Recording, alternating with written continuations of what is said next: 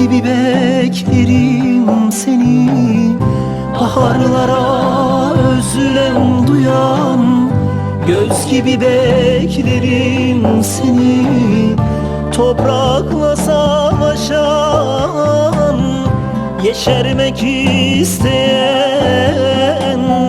bir tohumun savaşıydı bizim sevdamız.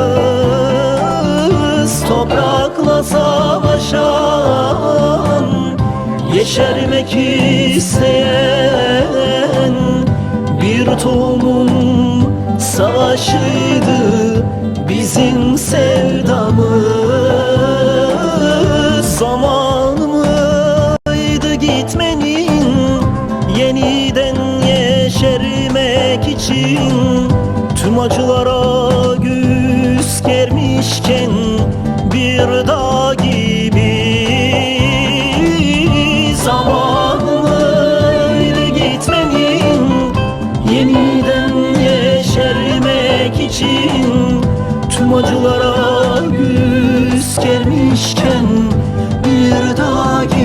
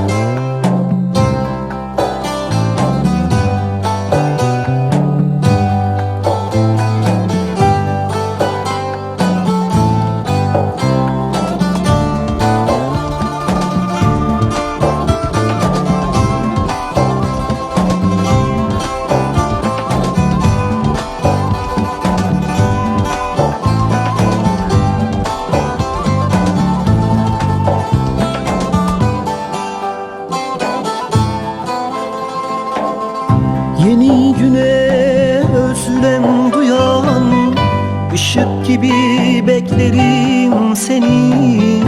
Yeni güne özlem duyan, şafak gibi beklerim seni. Karanlıklarla savaşıp aydınlığı doğurmak isteyen bir güneşin kavgasıydı bizim kavgamız.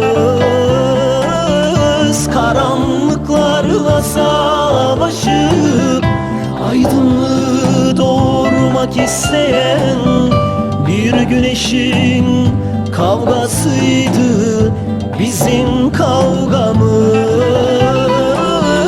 Zamanıydı gitmenin, yeniden yeşermek için. Tüm acılara göğüs germişken bir dağ gibi. Zamanıydı gitmenin, yeniden yeşermek için. Tüm acılara göğüs germişken bir dağ gibi.